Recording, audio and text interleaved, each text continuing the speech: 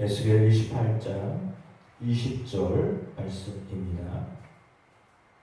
에스겔 28장 20절로 26절까지 말씀을 교독하시겠습니다. 여호와의 말씀이 또 내게 임하여 이르시되 이제야 너는 얼굴을 시온으로 향하고 그에게 일어나라. 너는 이르기를 주 여호와께서 이같이 말씀하시되 시도나 내가 너를 대적하나니 내 가운데에서 내 영광이 나타나리라 하셨다나 내가 그 가운데에서 심판을 행하여 내 거룩함을 나타낼 때에 무리가 나를 여호와인 줄을 알지라. 내가 그에게 전염병을 내며 그의 머리에 뼈가 이르게 하니 사방에서 온 하게 상한 자가 그 가운데 엎드려질 것인즉 우리가 나를 여호와인 줄을 알게 되고 이스라엘 족속에게는 그 사방에서 그들을 멸시하는 자 중에 찌르는 가시와 아프게 하는 가시가 다시는 없으리니 내가 주 여호와인 줄을 그들이 알리라.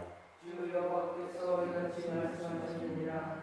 내가 여러 민족 가운데 흩어져 있는 이스라엘 족속을 모으고 그들로 말미암아 여러 나라의 눈앞에서 내 거룩함을 나타낼 때에 그들이 고국 땅 곧 내 종 야곱에게 준 땅에 거주할지라. 그들이 그 가운데에 평안히 살면서 집을 건축하며 포도원을 만들고 그들의 사방에서 멸시하던 모든 자를 내가 심판할 때에 그들이 평안히 살며 내가 그 하나님 여호와인 줄을 그들이 알리라. 아멘. 이 시간에도 비가 많이 내려서 아산이나 또 이 인근에 어려움이 있고 또 차량 통제되는 곳이 있다라고 문자가 이렇게 왔습니다. 큰 피해가 없도록 또 하나님께서 들어주시기를 기도하며 하나님 도우심이 있게 될 줄로 믿습니다.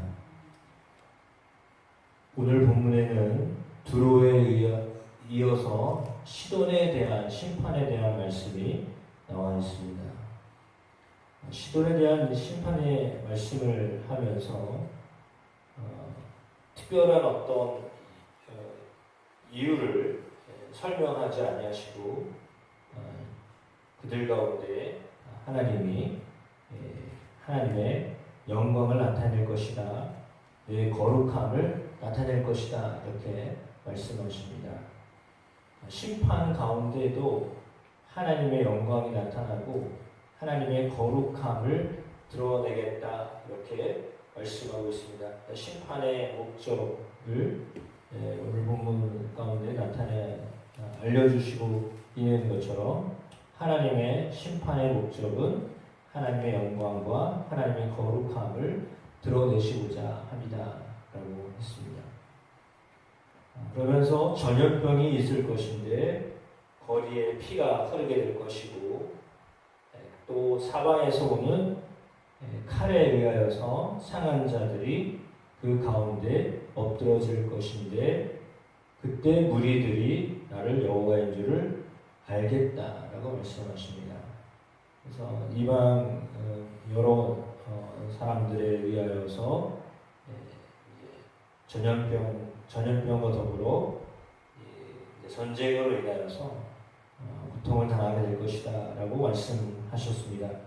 간단하게 이렇게 말씀을 20절에서 23절까지 말씀하셨고 24절에 이어서 이스라엘 족속들에게 있어서는 그들을 멸시하던 자 중에 찌르는 가시와 아프게 하는 가시가 다시는 없게 될 것인데 내가 주 여호와인 줄을 그들이 알리라 라고 말씀하셨습니다. 그러니까 시돈을 향하여서 하셨던 말씀에 상반되게 이스라엘 백성들을 향하여서는 아픔이 사라지게 될 것이다, 가시가 다시는 있지 않을 것이다 라고 말씀을 하시면서 그 일로 인하여서 여호와를 알게 될 것이다 라고 말씀하셨습니다. 그다음에 오늘 이 본문을 통하여서 우리가 깨닫게 되어지는 것은 하나님은 심판을 통하여서 하나님의 거룩함과 하나님의 영광을 드러내시고, 반면에 하나님은 회복을 통하여서 하나님이 구원자이신 줄, 여호와인 줄을 알게 하겠다라고 말씀하셨습니다. 그러니까 한쪽은 심판을 통하여 하나님이 여호와인 줄을 알게 하겠다라고 하셨고, 한쪽은 회복을 통하여서 하나님이 여호와인 줄을 알게 하겠다라고 말씀하셨습니다. 두로라고 하는 지역은 어떤 곳이냐면 이세벨의 고향입니다. 이세벨은 아합의 왕비로 선택을 받아가지고 북이스라엘에 와서 어떤 일을 했냐, 아세라 목상과 바알 신을 섬기는 일을 아주 적극적으로 했던 사람 가운데 한 사람이 이세벨입니다. 이세벨은 북이스라엘에 있어서 하나님을 멀리하게 하는 일을 했던 사람이잖아요. 그 사람을 통하여서 이스라엘 백성들이 하나님을 멀리하고 바알을 본격적으로 섬기는 일들을 했으면서 하나님 섬기는 제사장들을 핍박하고 어려움을 많이 주었던 그런 영적인 암흑기에 있었습니다. 그렇기 때문에 하나님이 거기에 대해서 특별하게 설명을 하지 아니하십니다. 두로를 향한 심판에 대해서 시돈과 같이 여러 절에 걸쳐서 말씀을 하시지 아니하고 그냥 심판하겠다 이렇게 아주 간략하게 말씀을 하십니다. 왜냐하면 두로에 대한 하나님 앞에서 우상 섬기게 하는 일로부터 하나님에게 고통을 주었던, 그러니까 하나님 백성들에게 아픔을 주었던 그런 민족은 없었기 때문에 그들을 향하여서 짧지만 아주 짧은 것 가운데 하나님을 나타내시겠다라고 말씀을 하십니다. 그 하나님께서 이스라엘 백성을 향하여서 회복뿐만 아니라 당신의 거룩함을 드러내는데 고국 땅 야곱에게 준 땅에 거주하게 하겠다라고 말씀하십니다. 흩어졌던 민족을 모으고 여러 나라 앞에서 나의 거룩함을 드러내겠다라고 말씀하십니다.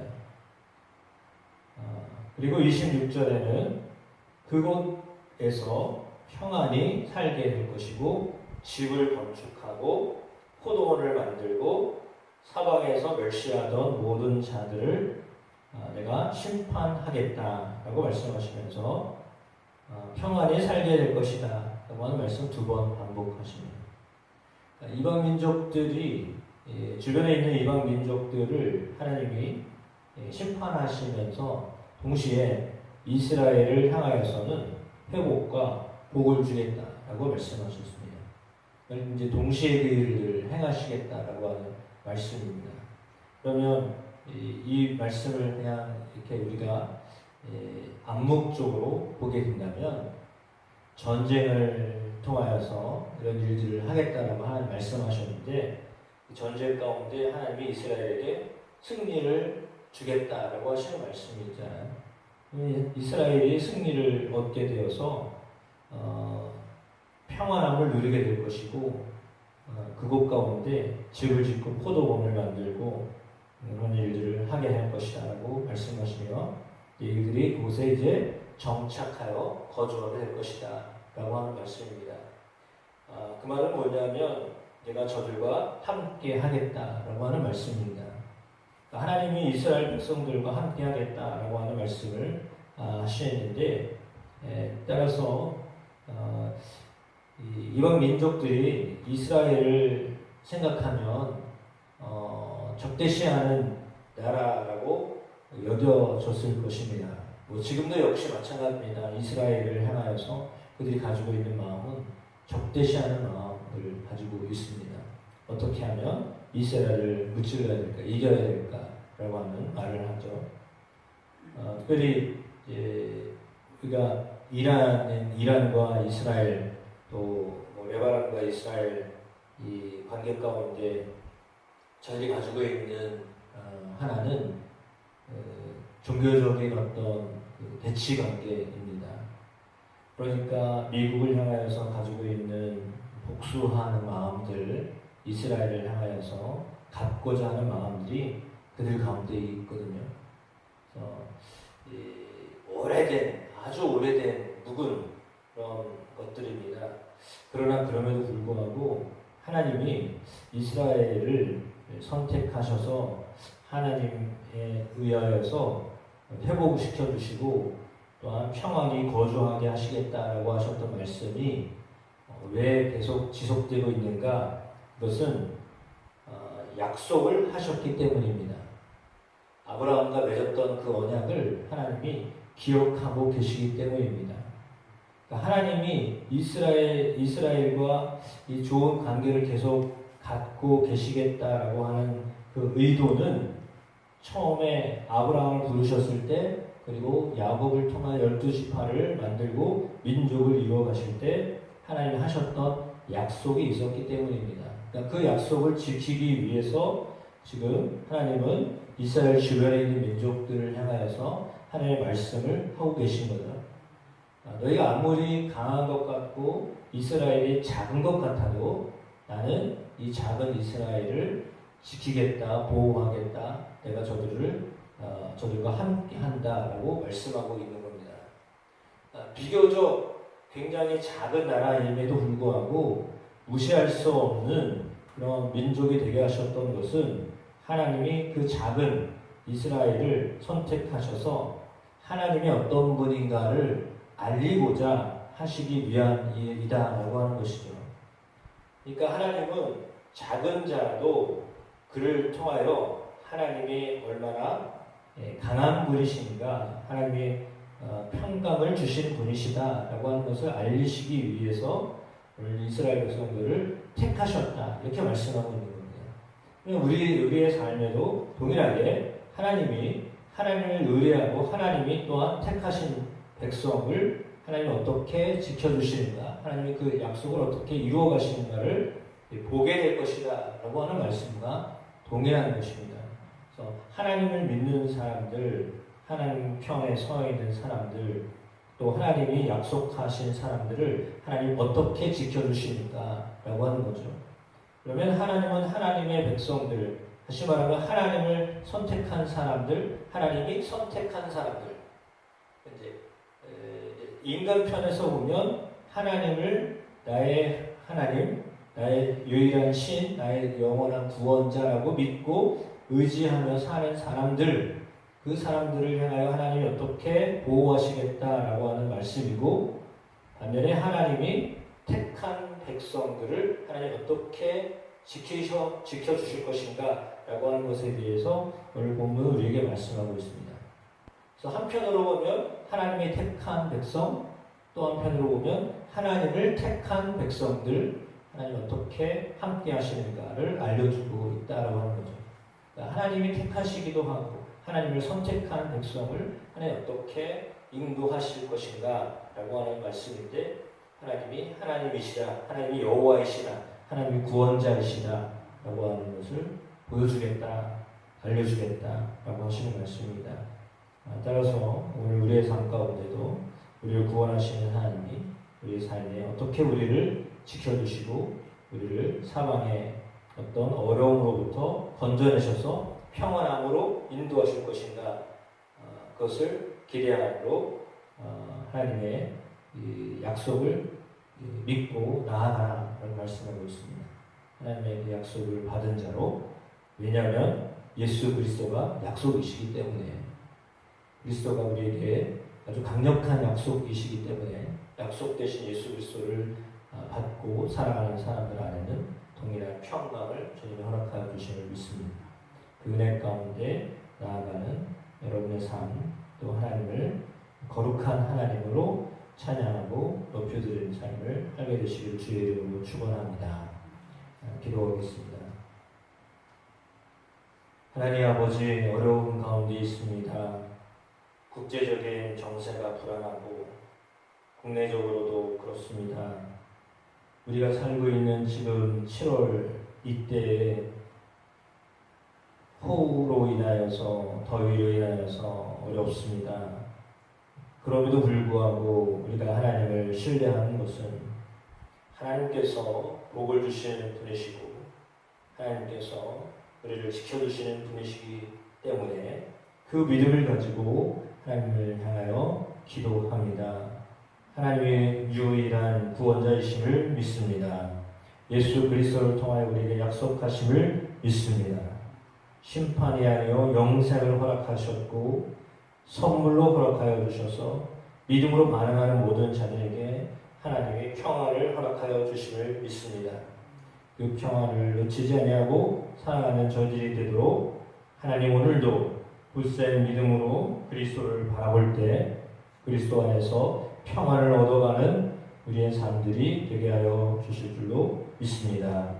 모든 이들이 그 평안 안에 거하게 인도하여 주시옵소서. 세계 정세가, 국내 정세가 우리가 지역적인 어떤 어려움들이 있다 할지라도 그 가운데에도 우리를 붙들으시는 하나님을 신뢰함으로 평안을 유지함으로 살아가는 저의 모든 사랑하는 성도들 되게 하여 주옵소서. 예수님의 이름으로 기도드립니다. 아멘.